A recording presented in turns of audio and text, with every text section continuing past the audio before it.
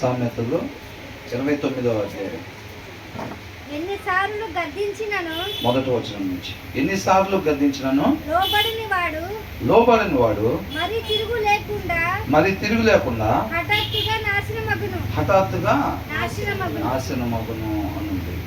ఏంటంట? ఎన్నిసార్లు గద్దించినా కానీ లోబడకపోతే ఏమైందంట? ఏంటంట? మెస్సి ఏమైందంట? ఎన్నిసార్లు గద్దించినా కానీ, అవునా, అది దేవుడు హెచ్చరించటం కావచ్చు, అవునా, మందలించటం కావచ్చు, లేకపోతే గద్దించటం కావచ్చు. ఒక్కొక్కసారి గద్దించటం అంటే ఎలా ఉంటుంది? అది ఒక్కొక్కసారి మాటలతో కావచ్చు, ఒక్కొక్కసారి పనిష్మెంట్. అది కూడా అర్థమవుతుందండి. పిల్లల్ని కూడా ఏమంటాం? ఒక్కొక్కసారి అట్లా చేయకూడదని చెప్తాం, వినకపోతే ఇంకొకసారి ఏం చేస్తాం? కలిపెద్ద చేసి చెప్పాను ఇందాక అని అంటారు, అవునా. మళ్ళీ ఇంకొకసారి అంటే ఇంకా కొట్టడానికని వెళ్ళి చెయ్యెత్తి అవుతారు. మూడోసారి, నాలుగోసారి ఏమడిద్ది? పడిపోయిద్దచ్చు. పడిపోయిద్దా లేదా? అట్లాగనమాట. దేవుడు కూడా ఏం చేస్తాడు? అట్లాగా పరిస్థితిని బట్టి దేవుడు మనకి, ఆయన మనల్ని ప్రేమించేవాడు కాబట్టి. తల్లిదండ్రులు కూడా ఎందుకని చెప్తారు చెప్పండి? ఎందుకని? వాళ్ళు మనల్ని ప్రేమిస్తున్నారు కాబట్టి. తల్లిదండ్రులు మనం నశించుకోకూడదు, తప్పుడు మార్గంలో వెళ్ళిపోకూడదు, దేవుడికి మనం దూరంగా ఉండకూడదు, దేవుడితో పాటు మనం యుగయుగాలు ఉండాలి అని చెప్పి మనల్ని ప్రేమించేవాళ్ళు కాబట్టి. ఆ పరిస్థితుల్లో చిన్నపిల్లలు అర్థం చేసుకోకుండా ఉంటారు. ఇప్పుడు ఫోన్ చూస్తూ ఉన్నారు, గంట సేపు చూస్తున్నారు, గంటన్నర చూస్తున్నారు, 2 గంటలు చూస్తున్నారు. ఫోన్ తీసేయమని చెప్పండి.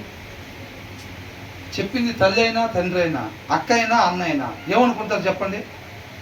ఇది లేకుండా ఉంటే బాగుంది, అవునా కదా?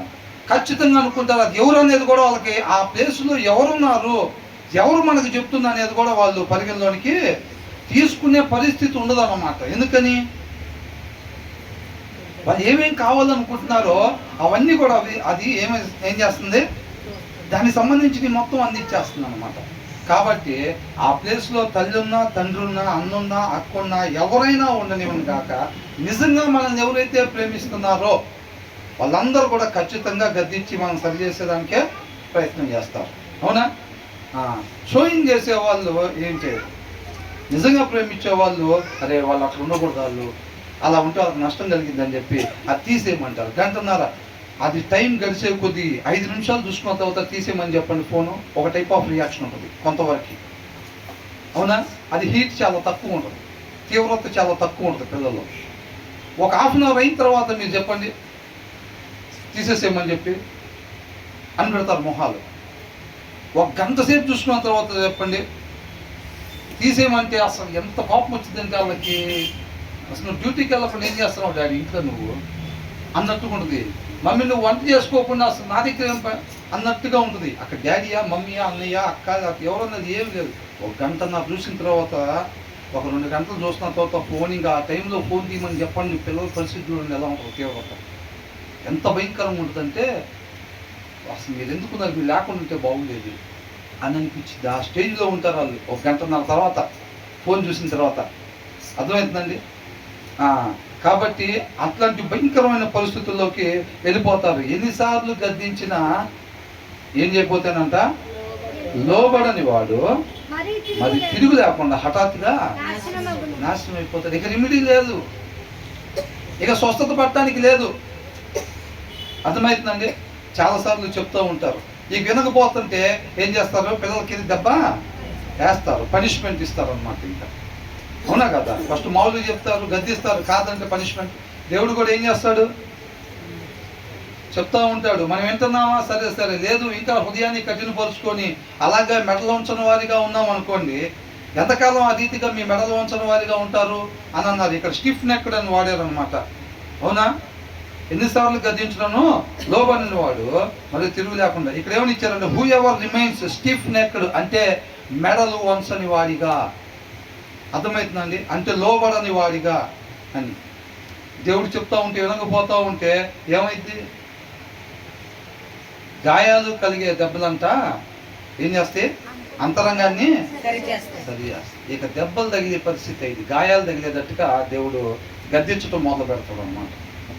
మనల్ని ప్రేమిస్తాడు, వదిలిపెట్టడు. 3 సార్లు చెప్పాను, 4 సార్లు చెప్తాను, ఇంకెవరు చెప్తారు? వదిలేసాయి. వాడు మా నాన్న ఆడిపోతాడు అట్ట అనుకుంటాడా? అట్ట అనుకోడు. అర్థమవుతుందండి?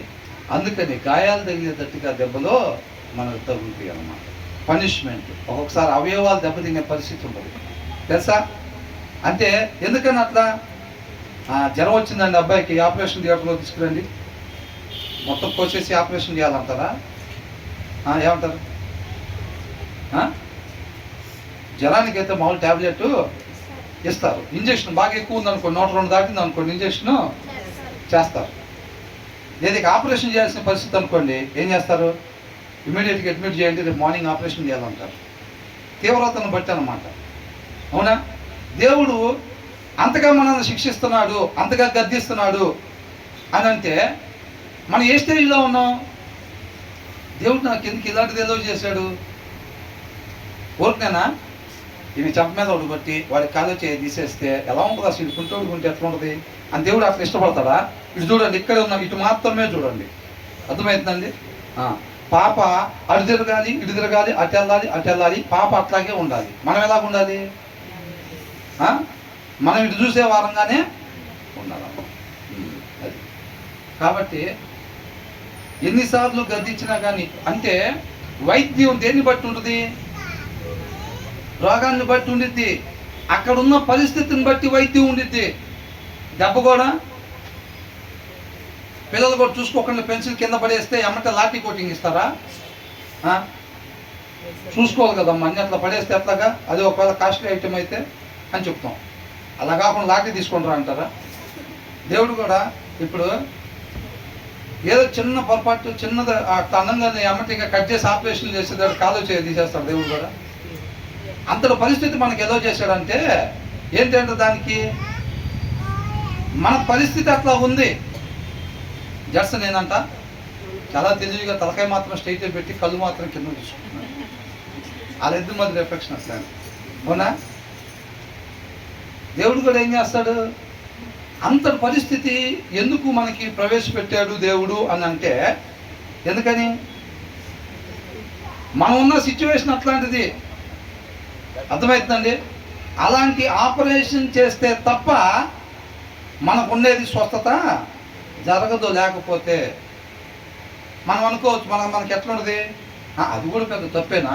2 సీరియల్ చూస్తే రోజు మొత్తంలో 2 సీరియల్, డైలీ సీరియల్ చూస్తా. ఏం చూస్తారంట? డైలీ సీరియల్ అంటే ఇక రోజు ఉండిద్ది. అది డైలీ సీరియల్ ఏదో ఒక 2 చూస్తాను. దానికి కూడా మనకి చిన్నగా లాగానే ఉంటాయి. మనం కూడా ఒక్కొక్కసారి ఏమనుకుంటాం, మందులు వేసి పంపిస్తారు అనుకుంటలే అనుకుంటాం. హాస్పిటల్కి వెళ్తాం, ఏమంటారు? అర్జెంట్గా అడ్మిట్ చేయండి, రేపు ఆపరేషన్. ఆపరేషన్ ఏంటి, అడ్మిట్ ఏంటంటే ఏమో మరి స్కానింగ్ దానికి ఏం అనుకుందా ఏమో అంటే సిచ్యువేషన్ క్రిటికల్ అన్నమాట. మనకు కూడా అనిపించింది, డైలీ సీరియల్ 2 చూస్తామమ్మా అంతే. 20 చూసింది పొద్దున వేసిన కాడి నుంచి, 20 కప్పులు టీ తాక్కుంటా 20 చూసింది. ఆమెతో పోల్చుకొని ఏమో పెద్ద తప్పేం కాదని చూసింది కదా. కాబట్టి ఆయన ఏం చేస్తాడు? పరిస్థితిని బట్టి వైద్యం అన్నమాట. అంతేనా కదా? చేసే తప్పిదాన్ని బట్టి గద్దింపు ఉండిద్ది. చిన్న తప్పిదం చేయగానే పట్టపట్ట కొట్టేస్తారు. మాస్టర్ కూడా కొట్టాడు. ఆ పనిష్మెంట్ దేన్ని బట్టి వాళ్ళు ఎంతవరకు అయితే వాళ్ళు సరి చేసుకోవాల్సి ఉందో దానికి ఎలాంటి పనిష్మెంట్ ఇస్తే బాగుండిద్దో వాళ్ళు సరి అవుతారో అలాంటిది ఇస్తారు అన్నమాట. దేవుడు కూడా అనేక సార్లు చెప్తూ ఉంటాడు. అదే మనకు వచ్చింది లైసెన్స్గా భావించుకుంటారు చాలామంది. ఆయన కృపని సద్వినియోగం చేసుకోకుండా దుర్వినియోగం చేసుకుంటారు కొంతమంది. అవునా? ఏం చేస్తారు? మొన్న అట్లా చేసాం కదరా, దేవుడు ఏం చేశాడు అని కళ్ళు పెద్ద చేసి వదిలేశాడు. పిల్లలు కూడా తన్నించుకునే దాకా ఎందుకు వచ్చింది మ్యాటరు? ఫస్ట్ మామూలుగా చెప్తారు తల్లిదండ్రులు, మామూలుగా చేయకూడదమ్మా అట్లా అని అంటారు. ఓహో ఇంతేనా? అందుకే మనం ఇట్లా ఏదైనా చేసి కింద పడేసి పళ్ళ కొడితే ఎలా ఉండిద్దా అని అంటారు. వాళ్ళు లైట్ తీసుకుంటారు. తర్వాత మళ్ళీ ఏమైంది? మళ్ళీ సరిపడేస్తే అని అంటారు, కళ్ళు పెద్ద చేస్తారు. ఒక్కోసారి ఇట్లా కూడా ఉంటుందేమో అని అనుకుంటారు. ఇక అంతవరకేనేమో అని అనుకుంటారు. తర్వాత ఏమైంది? ఇంకోసారి చెయ్యెత్తి దెబ్బ కొట్టేదాకా వచ్చింది. ఒక్కోసారి ఇక్కడ దాకా కూడా వచ్చిందేమో అని అనుకుంటారు. కానీ తర్వాత దీనికన్నా మనం మళ్ళీ చేసామంటే ఈసారి డోసు పెరిగిద్దేమో అని అనుకోరు. పిల్లలు ఏం చేస్తారు? మళ్ళీ చెయ్యగానే ఈసారి అనుకుంటాడు అని అంటారేమో, కళ్ళు పెద్ద చేస్తారేమో, చెయ్యెత్తి ఆపుతారేమో అని అనుకుంటారు. ఏమైంది? ఊహించే లోపల అచ్చుబడినే పడిద్ది. అచ్చుబడిద్దే లేదా?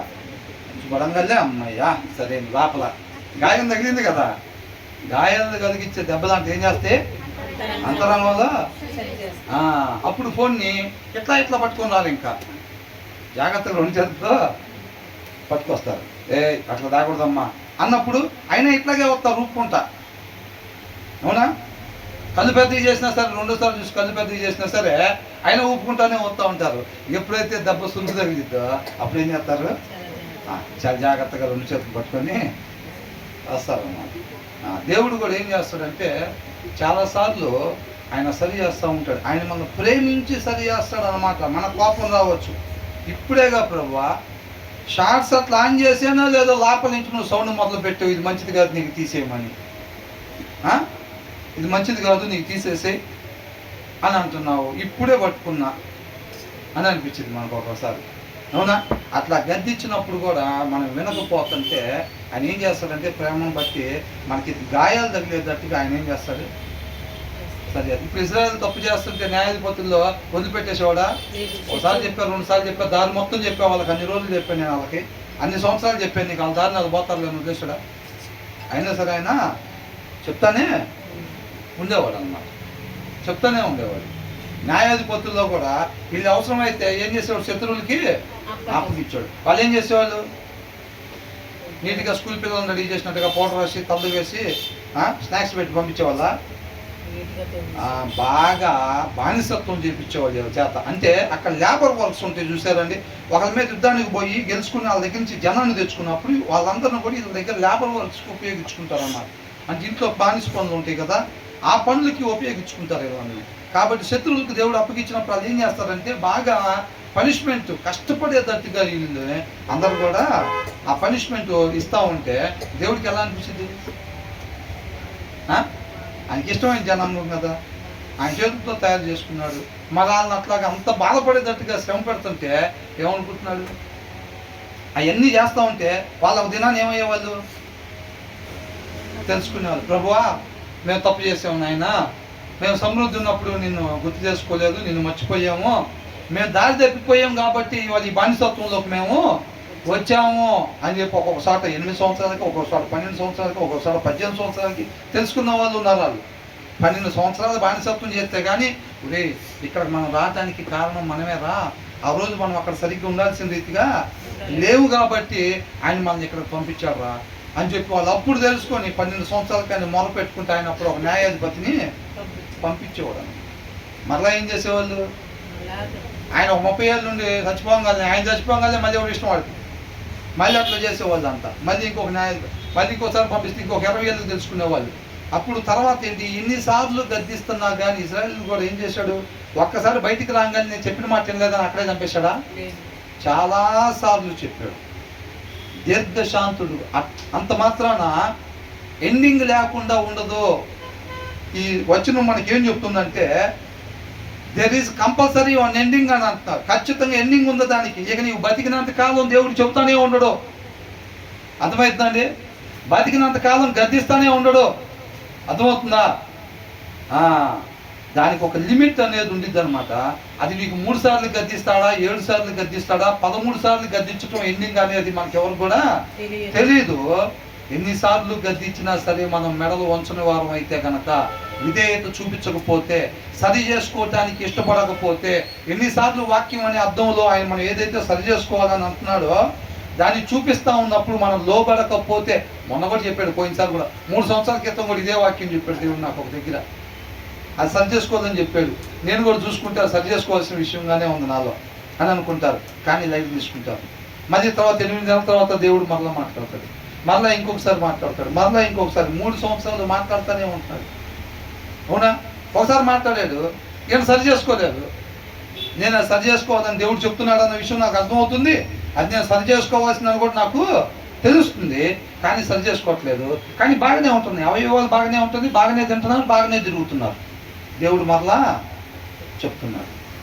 చెప్తున్నాడు, అయినా సరి చేసుకోవట్లేదు. అప్పుడు ఏమైందంట, whoever remains stiff necked after many rebukes will suddenly be destroyed without remedy అని అంటున్నాడు. అర్థమవుతుందండి? ఇక నువ్వు సరి చేసుకోవటానికి కూడా ఇక ఉండదు. సార్ కొద్దిగా తీసుకెళ్ళని చెప్పండి, ఇప్పుడు తాగొద్దు అంటాడు. బాబు నువ్వు తాగే ఉంటే లోపలంతా డ్యామేజ్ అయిపోతుంది, నువ్వు తాగితే మాత్రం కష్టం అని అంటావు. అమ్మా వాళ్ళ భార్యను కూడా పిలిచి మీ ఆయన మాత్రం లోపలంతా డ్యామేజ్ అయిందమ్మా, తాగితే మాత్రం కష్టం అంటావు.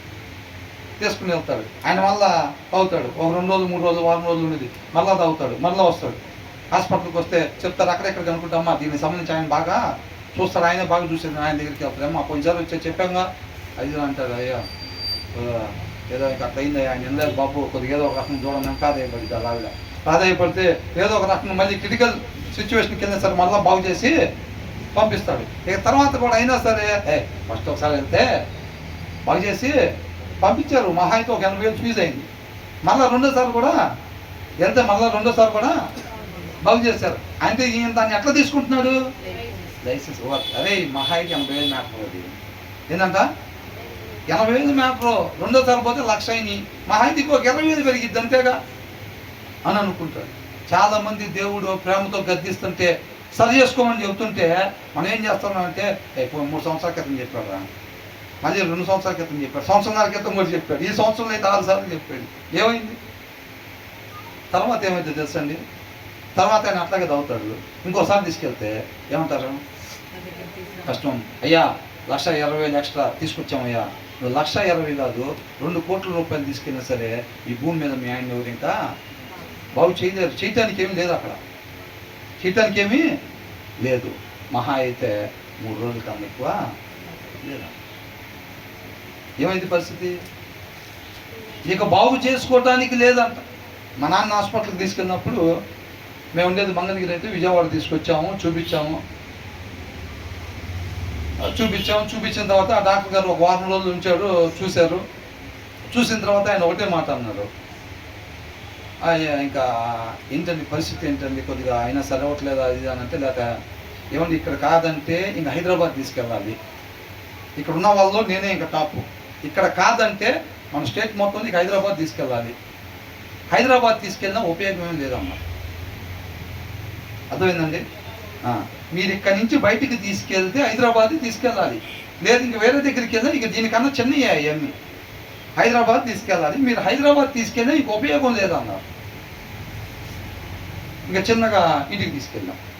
మీరు అక్కడ తీసుకెళ్ళి ఎక్కడైనా ఎవరైనా ఒకటేనండి, చేర్చుకోండి ఎవరు చెప్పరు, ఎక్కడైనా చేర్చుకుంటారు, మీరు ఫీజు కట్టిన రోజులు ఉంచుకుంటారు, తర్వాత తీసుకుని ఫిజియోథెరపీని పెట్టి చేయించుకుంటా ఉండండి, ఏదైనా సెట్ అయితే అవ్వచ్చు, ఇక అంత మించి అయితే చేయలేరు ఎవరు అన్నారు. ఇంక ఇంటికి తీసుకెళ్ళాం, ఫిజియోథెరపీ ఏదో చేసాం, తర్వాత ఒక 2-3 నెలలు ఉన్న తర్వాత లేదు, తర్వాత చనిపోయాడు అన్నమాట. అర్థమవుతుందండి. ఇప్పుడు ఇక్కడ ఏమంటున్నాడు, ఎన్నిసార్లు చెబుతున్నా సరి చేసుకోకపోతే తర్వాత ఏమైందంట, will suddenly be broken beyond healing. ఇక నీకు స్వస్థత అనేది లేదు, ఇక నువ్వు సరి చేసుకోవటానికి లేదు. ధనవంతుడు లాజరు, ధనవంతుడు ఏమంటున్నాడు, అబ్రహమా ఏంటంట, ఒక్కసారి నన్ను కిందకు పంపిస్తే అన్నాను, ఇక లేదు పంపించడానికి, నిన్ను ఎన్నోసార్లు గద్దించుంటాడు అక్కడ ఉన్నప్పుడు, అవునా, ఎన్నోసార్లు గద్దించుంటాడు, ఒక్క నీటి చుక్క లేదు, అవకాశం లేదు, అయిపోయింది టైం. అది చెప్తున్నాడు అన్నమాట. ఆయన కృపామయుడు, ఆయన దీర్ఘశాంతుడు, కరెక్టే కాదంటలా, కాకపోతే ఖచ్చితంగా ఒక టైం లిమిట్ అనేది ఉంది. ఆయన ఎవరో 15 సార్లు ఇచ్చారు అవకాశం, నీకు కూడా 15 సార్లు ఉంటుందేమో అని చెప్పి 15 సార్లు హాస్పిటల్ దాకా ఉండదు. ఒక్కొక్కళ్ళు 6 సార్లు హాస్పిటల్కి పోయి హీలింగ్ అయి బయటకు వస్తారు, ఒక్కొక్కళ్ళు 2వ సారి పోయి అటు నుంచి అటు వెళ్ళిపోతారు. అర్థమైందండి.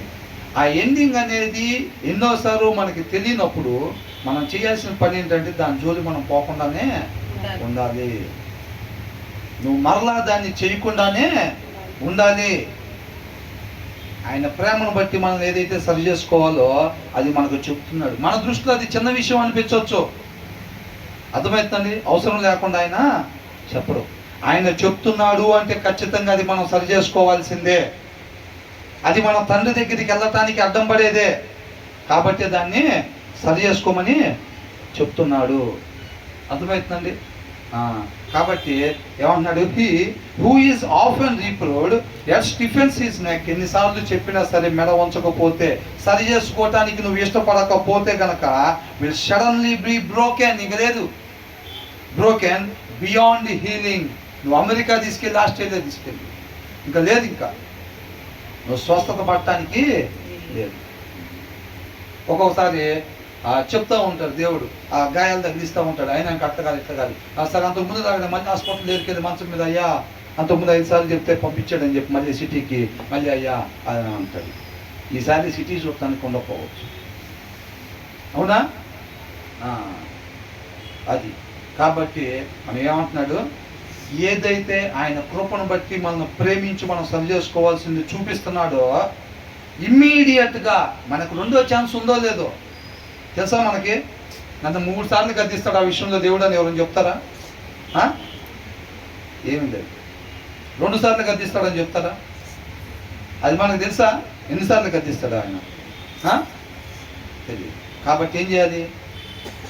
ఆయన మనకి సరి చేసుకోవాల్సింది చూపించటమే గొప్ప భాగ్యంగా ఎంచుకొని, ఏదైతే సరి చేసుకోమని చూపిస్తున్నాడో దాన్ని ఇమ్మీడియట్గా సరి చేసుకోవాలన్న ఉద్దేశంతో వాక్యం అనే అర్థం దగ్గరికి మనం రావాలి. అర్థమవుతుందండి?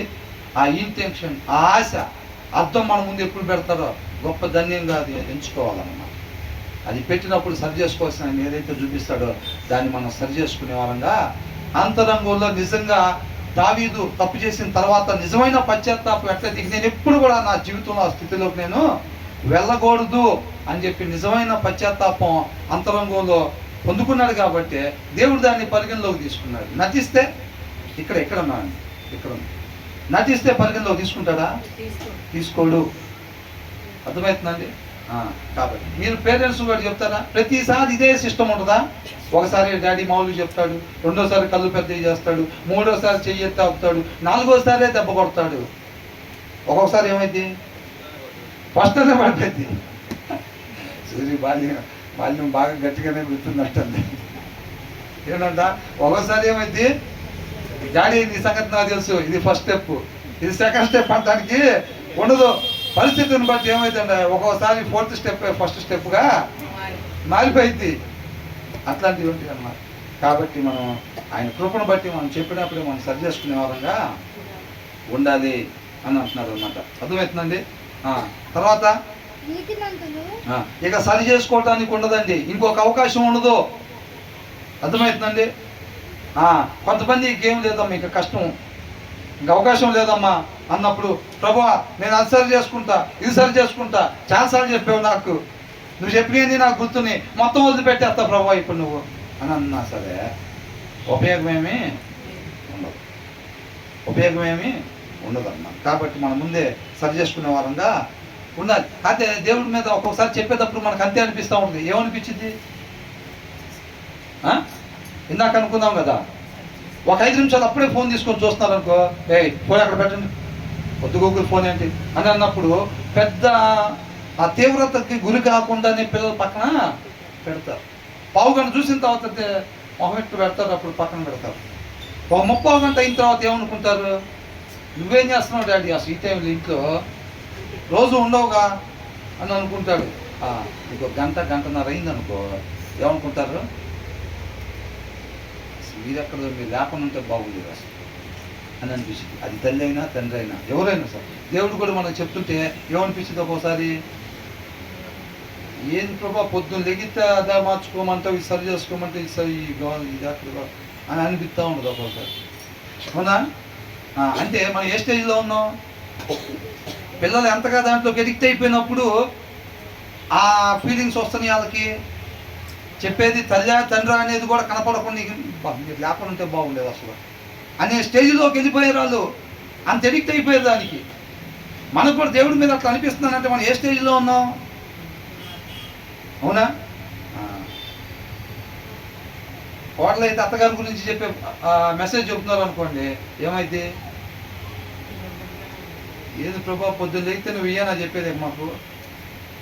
అత్తగారు కోడల గురించి చెప్తున్నారు అనుకోండి, అవునా? ఒకవేళ భర్తకు కూడా అత్తగారి గురించి చెప్తున్నారు అనుకోండి, ఆ మెసేజ్లో ఏంది ప్రభు యూత్ మీటింగ్కి వెళ్తే అది చెప్తావు, ఇక్కడికి వచ్చి ఇది చెప్తావు, ఏం ప్రభు అసలు ఇది రావదవుతా చర్చికి నేను అసలు రమ్మంటా వద్దా ప్రభు చెప్పేసే నువ్వు ఏదో ఒకటి. అవునా? అట్లా ఉంటాయి అన్నమాట. కాబట్టి మనం సరి చేసుకునే వాళ్ళంగా ఉండాలన్నమాట కరెక్షన్ చేసుకోవటానికి. తర్వాత ఏమంటున్నారు? నీతిమంతులు ఆ, ప్రబలినప్పుడు ఉమ్, ప్రజలు సంతోషింతురు. ఆ, దుష్టుడు ఏలునప్పుడు ఆ. ప్రజలు నిట్టూర్పులు విడుతురు. ఆ, ఎప్పుడైతే నీతిమంతులు నాయకులుగా ఉంటారో, వర్ధిల్లుతారో, నీతిమంతులు ఉండేటప్పుడు ఇటమ్మా, నీతిమంతులు ఉన్నప్పుడు ఏం చేస్తారు? నీతిమంతులు వాక్యాన్ని అనుసరించే వాళ్ళు, వాక్యాన్ని అనుసరించే వాళ్ళు, ఒక మంచి మాదిరిని కనపరిచే వాళ్ళు, ఉండాల్సిన రీతిని వాళ్ళు ఉంటా ఆ రీతిని తర్వాత వారికి ప్రమోట్ చేసే వాళ్ళుగా ఉంటారన్నమాట, కనపరిచే వాళ్ళుగా ఉంటారు. అవునా? అలా ఉండేటప్పుడు నీతిమంతులు ఎక్కువ మంది ఉంటే ఏమైందంట? ఒక నీతిమంతుడైన నాయకుడు ఉన్నాడు అనుకోండి, ఆయన ఏం చేస్తాడు? దావీదు ఉన్నాడు. దావీదు ఏం చేసేవాడు? నా రాజ్యంలో అసలు ఎవరు కూడా అవినీతికి చెందిన వాళ్ళు లేకుండా వాళ్ళకి కౌన్సిలింగ్స్ ఇవ్వటం కానివ్వండి, అనేక మందికి నీతులు ఉండేటట్టుగా, నీతిమంతులు ఉండేటట్టుగా. ఆయన సలహాదారులు కూడా ఎవరంట? వాక్యాన్ని అనుసరించే వాళ్ళు ఎవరైతే ఉన్నారో వారిని మాత్రం ఆయన సలహాదారుడుగా పెట్టుకునేవాళ్ళు అనమాట. ఈయనకు నచ్చినవి చెప్తారని కాదు. అవునా? కొంతమంది రాజులు ఉంటారు, కవుల్ని పక్కన పెట్టుకుంటారు. ఆ కవుల పని ఏంటి? రాజును పొగడతమే. ఇంకా ఓ పద్యం చెప్పంటే ఇంకా ఆ పద్యం వేరే దాని గురించి ఉండకూడదు. మన గురించి ఉంటే నీ చెయ్యి అటు నుంచి కాస్త ఇటు వచ్చింది, కొద్దిగా పక్కకు వచ్చింది, ఇంకొద్దిగా పక్కకు వచ్చింది. నువ్వు వేరే దాని గురించి వర్ణించావంటే యువతల నుంచి అవతలకి వెళ్ళిపోతాం. అవునా? కాబట్టి నీతిమంతుడు ఏం చేస్తాడంట? ఆయన నీతిగా ఉంటా ఏం చేస్తాడు? అనేక మందికి ఆ మాదిరిని కనపరుస్తూ ఉంటాడు అన్నమాట. ఆయన మాట్లాడే మాట జీవపు ఊట, అనేక మందిలో ఆ జీవాన్ని కలిగించేదిగా ఉంటుంది. కాబట్టి దావీదు లాంటి వాళ్ళు, మిగతా వాళ్ళు నీతిమంతులుగా ఉండేవాళ్ళు ఏమైందంటే అనేక మంది నీతిమంతులుగా మారుస్తారు వాళ్ళ మాటల ద్వారా, వాళ్ళ ప్రవర్తన ద్వారా, వాళ్ళ జీవిత విధానం ద్వారా అన్నమాట. But when the wicked rule the people grown అని అంటున్నాడు. ఏమవుతారంటే వీళ్ళు ఎంతో బాధపడే వాళ్ళుగా ఉన్నారు. తెలుగులో ఏమైనా ఉంది అక్కడ? దుష్టులు వెళ్ళినప్పుడు దుష్టుడు ఏం చేస్తాడు? ఆయన స్వాభావికంగా ఉండే మూఢత్వాన్ని బట్టి ఆయన పరిపాలన చేస్తూ ఉంటాడు. అప్పుడు ఆ జనాలు మొత్తాన్ని ఏం చేస్తాడు? ట్యాక్సుల మీద ట్యాక్సులు, అన్యాయం, పార్షియాలిటీ. ఎవడైతే తెలిసినోడు ఉన్నాడో వాడి సైడే పార్షియాలిటీ చూపిస్తూ ఉంటాడు. న్యాయవంతుడికి కూడా అన్యాయం జరుగుతూ ఉండేది అనమాట. అర్థమవుతుందండి? ఈ నీతిమంతుడు అని ఆయన అనేక మందికి, నీతిమంతుడైన నాయకుడు ఏం చేస్తాడంటే ఆ దేశంలో ఉండే జనాభాని దేవుడికి దగ్గరగా నడిపిస్తాడు, ఆత్మీయతకు దగ్గరగా నడిపిస్తాడు అనమాట. అర్థమవుతుందా? ఈయన ముమ్మారు ప్రార్థన చేసి జనాలకి ఊరికి ప్రార్థన చేసుకోవద్దని చెప్తాడా?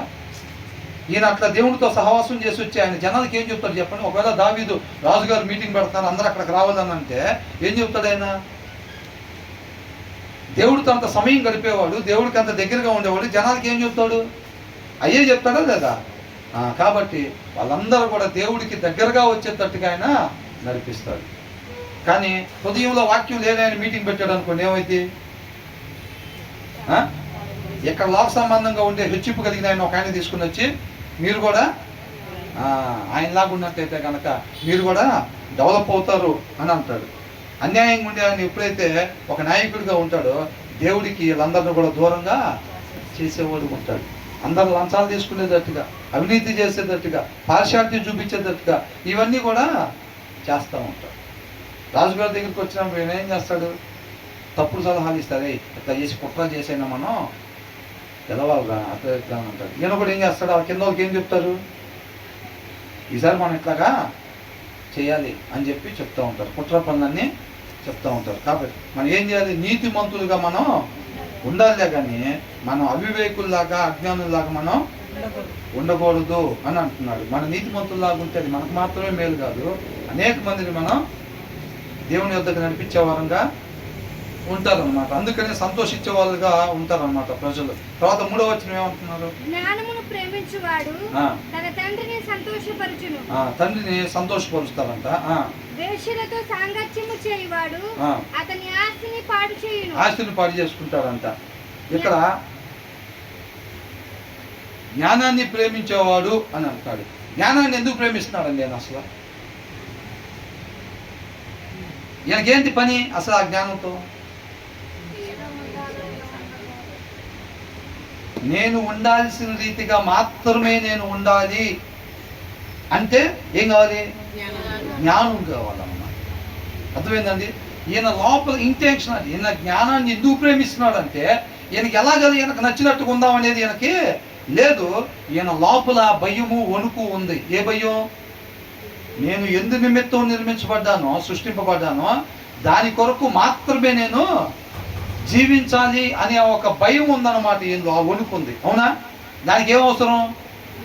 దేవుడి జ్ఞానం అవసరం అన్నమాట. కాబట్టి ఈయన దాన్ని ప్రేమిస్తూ ఉన్నాడు అన్నమాట.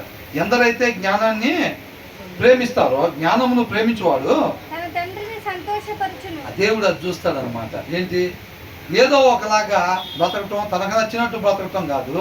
ఎందుకోసం నేను సృష్టింపబడ్డానో దాని కొరకు మాత్రమే నేను జీవించాలని మన అంతరంగంలో ఎప్పుడైతే ఉంటుందో అప్పుడు మన జ్ఞానాన్ని ప్రేమిస్తామన్నమాట. అర్థమవుతుందండి? జీడిపప్పును ప్రేమించేవాడు జీడిపప్పులు అంటే నాకు బాగా ఇష్టం అంటే. జీడిపప్పులు అంటే ఎందుకు ఇష్టం? అది హెల్త్ తీసుకొచ్చింది కాబట్టి. జ్ఞానాన్ని ప్రేమిస్తున్నారంట. జ్ఞానం ఏం చేసింది?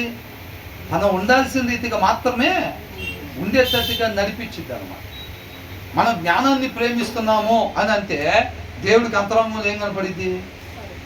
నేను ఎందుకోసం తనను సృష్టించానో దాని కొరకు మాత్రమే జీవించాలి అనే ఒక ఇంటెన్షన్ మన హృదయంలో ఆయనకి కనపడిద్ది. అవునా? దానికేగా జ్ఞానం అవసరం. దేవుడి జ్ఞానం దానికే కదా అవసరం. అది దేవుడి జ్ఞానాన్ని మనం ప్రేమిస్తున్నాము అని అంటే నేను ఉండాల్సిన రీతికి మాత్రమే నేను ఉండాలి. నా సృష్టికర్త నన్ను ఎందుకోసం అయితే సృష్టించాడో, ఏ పనులు నేను చెయ్యాలి అని చెప్పి నన్ను సృష్టించాడో, ఆయన కృపను బట్టి రక్షించుకున్నాడో, నేను వాటి కొరకు మాత్రమే నేను జీవించాలి అని అంటే ఆ జ్ఞానం నాకు అవసరము. కాబట్టి వీళ్ళు జ్ఞానాన్ని ప్రేమిస్తారన్నమాట. అందుకనే అంటున్నాడు, జ్ఞానమును ప్రేమించేవాడు తన తండ్రిని సంతోషపరచును. అలాగ అంతరంగంలో ఎవరైతే ఆశ కలిగి ఉంటాడో దేవుడు వాళ్ళని తృప్తిపరుస్తాడు అన్నమాట. వాళ్ళ ద్వారా ఏ కార్యాలు అయితే ఆయన చేయాలనుకుంటున్నాడో ఆయా కార్యాలు జరిగిస్తాడు. అర్థమవుతుందండి? జ్ఞానంతో ఎవరు పని ఉండదు చెప్పండి? ఎవరు పని ఉండదు? మనం ఉండాల్సిన రీతికి మాత్రమే ఉండాలి. నేను ఎందుకోసం సృష్టింపబడ్డానో దాని కొరకు మాత్రమే నేను జీవించాలనే ఉద్దేశం లేకుండా ఉంటారు. చూసారండి? వాళ్ళ జ్ఞానంతో పనే ఉండదు. వాళ్ళు ఏముంది అంతసేటుగా వాక్యం చదవకపోతే వాళ్ళ ఏంటంత ఎమర్జెన్సీ ఏంటి అసలు? అన్న వాక్యం చదివారా అని అంటే ఏమంటారు? చదవలేదు కదా. నిన్న చదివారా? నిన్న కూడా చదవలేదు కదా. మొన్న కూడా చదవలేదు. ఎందుకని? ఇష్టం లేదా అదంటే? ప్రేమ లేదా అదంటే అనంటే? ఏంటన్నా ప్రాణం ఇస్తా దానికోసం. దేనికోసం? వాక్యం కోసం ప్రాణం ఇస్తాన్నా. మరి 3 రోజులు ఎందుకు చదవాలా సారు? పెదాల మీద నుంచి ప్రాణం ఇస్తాడు. అంతరంగంలో చోటే లేదు దానికి. అవునా? అంతరంగంలో చోటు లేదు. పార్కులో కూర్చొని అప్పుడే నీ కోసం ప్రాణమైన పెడతానంటూ ఉంటాడు. పోలీసు విజిలేసుకొని రాగానే 2 కిలోమీటర్ల దూరం ఉంటాడు అమ్మాయికి. ఏం పెడతాడంట? దాని ముందు అప్పుడే ఏం చెబుతున్నాడు? విజిలేయక ముందు నీ కోసం ఎవరైనా నీకేమైనా కావాలంటే తెచ్చిస్తారేమో కానీ నీ కోసం ప్రాణమైన పెడతా అని చెబుతున్నాడు. అప్పుడే విజిల్ ఏడురా పక్కన అంటే విజిల్ సౌండ్ తిరిగి పోలీసులు అనుకుంటా అని తిరిగేలా అప్పుడే ఉన్నాడు. అప్పటికే ఉన్నాడు అక్కడ. పార్కు దాటి వెళ్ళిపోయి ఉంటాడు అప్పటికే. అవునా? అంటే ఎందుకు చదవట్లేదు వాక్యం అని అంటే దాని మీద ప్రేమ లేదు. దాని మీద ప్రేమ లేదు. దాంతో నీకు అవసరం లేదు.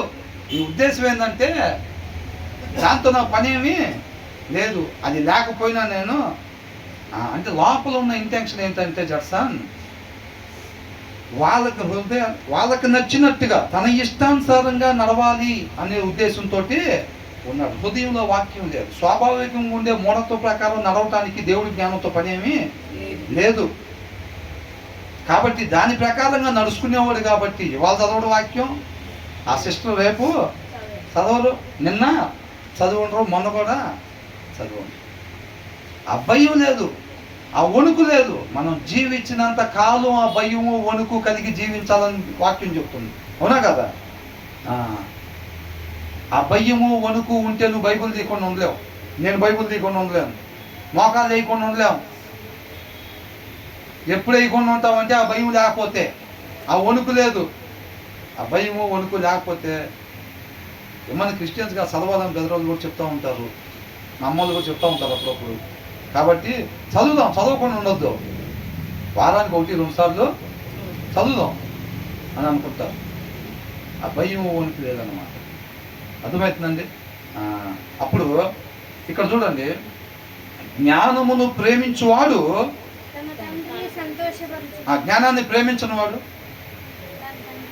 అంటే వాక్యం చదవను, రోజు బైబిల్ తీసి ఆ దుప్పి నీటి వాగుల కొరకు ఆశపడినట్టుగా వాక్య సారాంశం కొరకు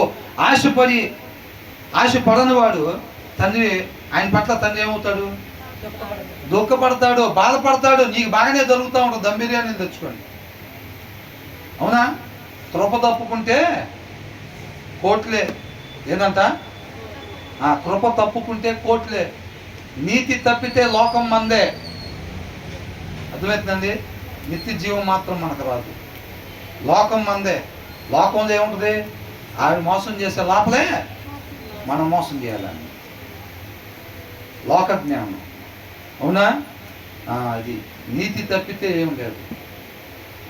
4 లీటర్ల కల్తీ కలిపామంటే డబ్బులు రావా? బ్రహ్మాండంగా వచ్చే డబ్బులు. ఏం పోయిద్ది? నిత్య జీవం పోయిద్ది అంతే. నీతి తప్పేమా లేదా?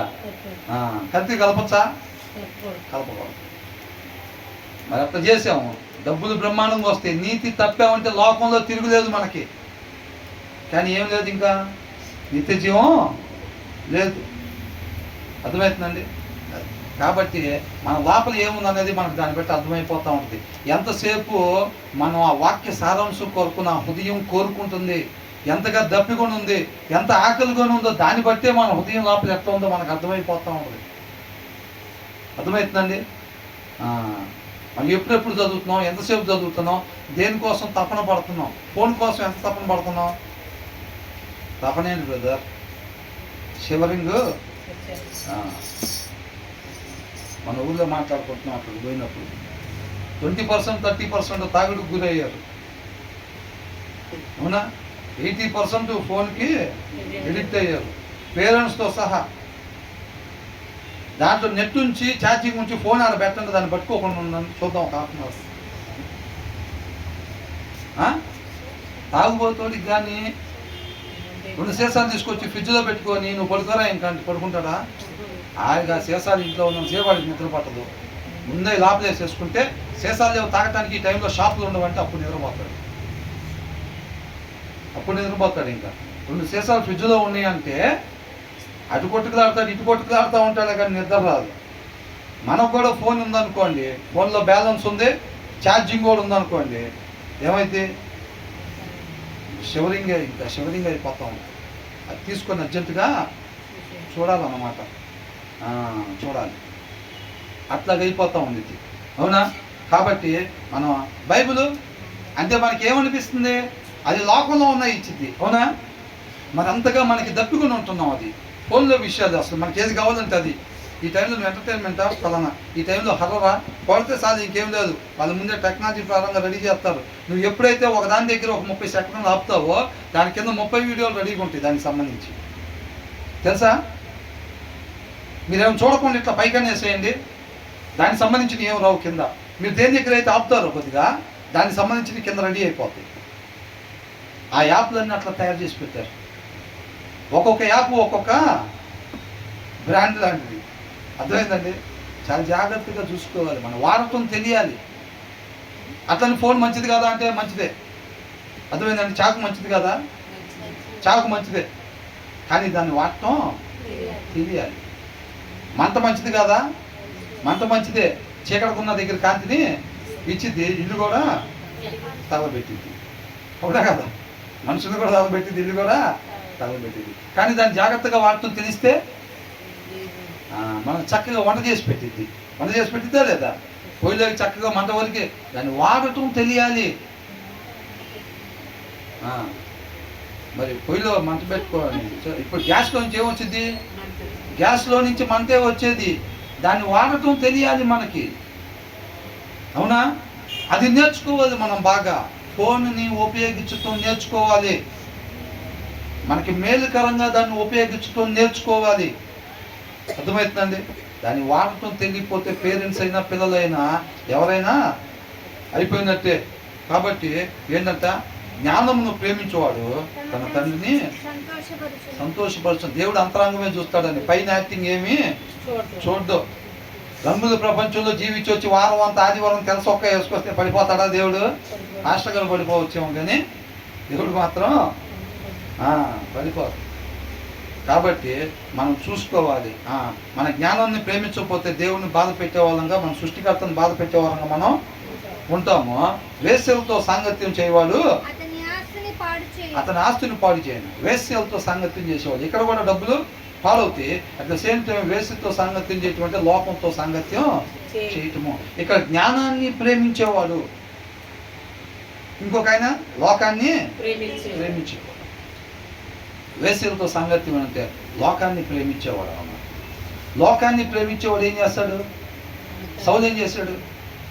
దీర్ఘకాలం నేను రాజుకుండాలిరా, నా తర్వాత నువ్వు ఉండాలి, నీ తర్వాత నీ పిల్లలు ఉండాలిరా అని అట్లాగా అనుకున్నాడు అన్నమాట. అర్థమవుతుందండి? ఆయన ఏం చేశాడంటే ఆయన ద్వారా జరగాల్సిన క్రియలు ఆస్తి అన్నమాట అది. అవునా? ఏ సత్క్రియలు అయితే చెయ్యాలని దేవుడు ఆయన కృపను బట్టి మనం రక్షించుకున్నాడో ఆ కార్యాలు మనం చేయటానికి లోబడకపోతే నష్టపోయేది మనమే. ఆ కార్యాలు దేవుడు వేరే వాళ్ళ ద్వారా జరిగించుకుంటాడు. మోషే అవిధేయత చూపించాడు ఒక దగ్గర. వీళ్ళు కణంలోకి వెళ్ళకుండా ఆగిపోయారా? వెళ్ళారా లేదా? ఆయన కార్యం జరిగిపోయింది. నష్టపోయింది ఎవరు అక్కడ? మోషేనే నష్టపోయింది. సౌలుని ఏ ఉద్దేశంతో ఎన్నుకున్నాడు? ఫస్ట్ సదాకాలం ఇజ్రాయెల్ మీద నువ్వు రాజుగా ఉండాలన్న ఉద్దేశంతో దేవుడు ఎన్నుకున్నాడు. దావీదు చేసిన కార్యాలన్నీ కూడా సౌలు చేత జరిగించాలని దేవుడు ఇష్టపడ్డాడు. అవునా? ఈయన ఏం చేశాడు? ఈయన ఇష్టాన్ని నెరవేర్చుకుంటున్నాడు. ఈయన ఇష్టాన్ని నెరవేర్చుకుంటున్నప్పుడు ఆయన ఏవైతే కార్యాలు జరిగించినప్పుడు అవన్నీ ఆయన బుక్లో రాస్తారు కదా. రేపు అదే కదా నిత్య జీవంలో ఆయనకి ఇచ్చేది కిరీటంగా. అవునా? ఈయన ఎప్పుడైతే ఆ ఆస్తి అంతా అదే ఆస్తి అనమాట. ఆస్తి సౌలు ఏం చేశాడు? పోగొట్టుకున్నాడా లేదా? మోషే కూడా ఆ భాగ్యం పోగొట్టుకున్నాడా లేదా? అక్కడ పోగొట్టుకున్నాడు. ఇక్కడ కూడా లోకాన్ని ప్రేమించే వాళ్ళంట ఏమైందంట? వేశ్యలతో సాంగత్యం చేయటం అంటే లోకాన్ని ప్రేమించటం. ఈ ఫస్ట్ ఆయన జ్ఞానాన్ని ప్రేమిస్తే మన సృష్టికర్తని సంతోషపెట్టే వాళ్ళంగా ఉంటాం. అంటే ఏ ఉద్దేశం కొరకైతే ఆయన మనం నియమించాడో ఆ ఉద్దేశం కొరకు ఆ సత్క్రియలు మనం చేసి ఆయన నామాన్ని క్రీస్తు వలె మహింపరిచే వారంగా ఉంటాము. రేపు ఆయనతో పాటు యుగాలు ఉంటాం. ఈ రెండు ఆయన ఏం చేస్తున్నాడు? జ్ఞానాన్ని ప్రేమించకుండా లోకాన్ని ప్రేమిస్తున్నాడు. వాక్యం చదవకుండా, ప్రార్థన చేయకుండా, కమ్మగా రోజు ఆఫీస్కి వెళ్ళి వచ్చి డబ్బులు పోగేసుకుని అకౌంట్లో డబ్బులు చూసుకుంటున్నాడు. ఈ రెండు ఆయన ఏం చేస్తున్నాడు? లోకాన్ని ప్రేమిస్తున్నాడు. లోకాన్ని ప్రేమించేటప్పుడు ఆయన ఎందుకోసం మనం సృష్టించుకున్నాడో ఆ కార్యాలు చేస్తామా? చేయలేం. అసలు మనం ఇష్టమే పట్టలేదు కదా. బైబిల్ తీయట్లేదు, ప్రార్థన చేయట్లేదు. ఆ కార్యాలు చేయటానికి ఆయన మన ఎందుకోసం సృష్టించాడో దాని కొరకు మనం జీవించడానికి మనకి ఇష్టం పడట్లేదు అన్నమాట. ఇష్టపడినప్పుడు ఏమైంది? ఆ కార్యాలు జరుగుతాయా? జరగవు. ఆస్తి అంతా ఏమైపోయింది? ఆస్తి అంతా ఏమైపోయిందంట? లోకంతో సాంగత్యం చేయవాడు అతని ఆస్తిని పాడు చేసుకుంటాడు. అర్థమవుతుందండి? ఈ లోకంలో సంపాదించుకుంటారు. లోకంతో స్నేహం చేసేవాళ్ళు, ఇప్పుడు ప్యాకెట్ ఆడేవాళ్ళు కొంతమంది డబ్బులు సంపాదించుకుంటారా లేదా? సంపాదించుకుంటారు. కొంతమంది అవినీతి చేసేవాళ్ళు, కల్తీలు చేసేవాళ్ళు వ్యాపారాల్లో డబ్బులు సంపాదించుకోరా? కోట్లు కల్తీలు చేసి. కొంతమంది మీకు మెయిల్ చేస్తాం, మీ పిల్లలకి 4 రెట్లు ఇస్తాం, 6 రెట్లు ఇస్తాం అని చెప్పి డబ్బులు డిపాజిట్ చేసుకొని ఒక్కసారికి మొత్తం లేపేసి వెళ్ళిపోతారా లేదా? డబ్బులు వస్తాయా రావా? డబ్బులు వస్తున్నాయి వాళ్ళకి. కొన్ని కోట్ల రూపాయలు ఎత్తేసారా లేదా? ఎత్తేసినప్పుడు వాళ్ళ దగ్గర డబ్బులు ఉంటాయా? ఉండవా? ఉంటాయి. అర్థమవుతుందండి? ఎక్కడ ఆస్తి సమకూరిద్ది, మరి ఏ ఆస్తి పోయిద్ది? ఆత్మీయ ఆస్తి పోయిద్ది. వాక్యం ఎప్పుడు కూడా ఆత్మీయత గురించే మాట్లాడతాం. కాబట్టి ఆయన నీతిని, ఆయన రాజ్యాన్ని మనం వెతికినట్లయితే ఏమైందంట? వాటితో పాటు మనకి ఏం కావాలో వాటిని కూడా దేవుడు ఇస్తాను అని అంటున్నాడు అన్నమాట. కాబట్టి మొదటి వచనంలో ఏం చూసాం? ఎన్నిసార్లు గద్దించినను లోబడని వాడు. ఇక నీకు సరి చేసుకోవటానికి అవకాశం లేకుండా నీ దినము ముగించబడిద్ది. ఇక ఆ దినాన్ని నువ్వు ఎప్పటిలాగా చెప్తే చెప్పొచ్చు, ప్రభు ఇంకొక అవకాశం ఇవ్వండి ఆయన, నేను సరి చేసుకుంటానన్నా, ఇక అవకాశం లేకపోవచ్చు. ఇక అర్థమవుతుందండి, ఆ దినం అనేది ఒకటి ఉండిద్ది అని అంటున్నాడు. కాబట్టి మన పరిస్థితి బాగున్నప్పుడే సరి చేసుకునే వాళ్ళంగా ఉండాలి. పక్కన వాళ్ళతో పోల్చుకునే వాళ్ళకి 5 సార్లు చెప్పాడు కదా, నాకు కూడా చెప్తాడేమో అని అనుకుంటే అట్లేమీ ఉండదు. 2వ వచనంలో ఏంటంట, మన నీతిమంతులుగా ఉండాలి కానీ దుష్టుల్లాగా మనం ఉండకూడదు. నీతిమంతుల్లాగా ఉంటే మనం అనేక మందిని దేవునికి దగ్గరగా తీసుకొచ్చే వాళ్ళంగా ఉంటాము. అదే మనం దుష్టుడిగా ఉన్నట్టయితే మనం ఆల్రెడీ రేపు తప్పుడు మార్గంలో, దుష్టుడు అంటే మనం ఆల్రెడీ దారి తొలగిపోయి ఉంటాము, ఆ మార్గాన్ని అనేక మందికి ప్రమోట్ చేసే వాళ్ళంగా ఉంటాం, అనేక మందిని దారి తప్పించే వాళ్ళంగా ఉంటాం. కాబట్టి మనం నీతిమంతులుగా ఉండాలి కానీ దుష్టుల్లాగా ఉండకూడదు అని అంటున్నాడు. 3వ వచనంలో ఏం చూసాం, జ్ఞానాన్ని అంతరంగంలో ప్రేమించే వారంగా ఉండాలి. నిజంగా అట్లా ప్రేమిస్తే కనుక దానికి సంబంధించిన సింటమ్స్ ఏంటంటే, మనం చక్కగా శ్రద్ధ కలిగి వాక్యాన్ని చదువుతూ ఉంటాం. ఆ సారాంశం కొరకు నిజంగా ఆ జ్ఞానాన్ని మనం ప్రేమిస్తే ఈ సింటమ్స్ మనలో కనపడుతూ ఉంటాయి. వాడు ఎడిక్ట్ అయ్యాడని ఎట్లా తెలిసిద్దండి? మందుకు ఎడిక్ట్ అయిపోయాడని ఎట్లా అంటాం? ప్రతిరోజు తూలుకుంటా మొత్తం ఎడిక్ట్ అయిపోయాడు. ఫోన్కి ఎడిక్ట్ అయిపోయాడు రా వీడని ఎప్పుడు అంటాం? వాడు అసలు ఫోనే పట్టుకోపోతుంటే అంటామా? వాడు పొద్దుగూరుగా ఇప్పుడు తినేటప్పుడంతా ఫోన్ చూసి మళ్ళీ చేయగడుక్కొని వచ్చి మళ్ళీ ఫోన్ టేబుల్ కాడ ఫోన్, అది ఫోన్ కనపడిందంటే దాన్ని పట్టుకోకుండా ఉండలేకపోతున్నాడు అనుకోండి, ఏమవుతుంది? ఎడిక్ట్ అయ్యాడు అన్న. అవునా కదా? మరి మనం కూడా జ్ఞానాన్ని ప్రేమిస్తున్నాం అనేది మనకు ఎట్లా తెలిసింది? మనం శ్రద్ధ కలిగి వాక్యం దగ్గర కూర్చొని ఆ గంటల తరబడి ఆ వాక్యాన్ని చదువుతూ ఉంటాం. ఆ ఇది కనపడిద్ది అన్నమాట. ప్రార్థన మోకాలు చేసి ప్రార్థన చేస్తూ ఉంటాం. ఆ సింటమ్స్ కనపడుతూ ఉంటాయి మనలో. అర్థమవుతుందండి?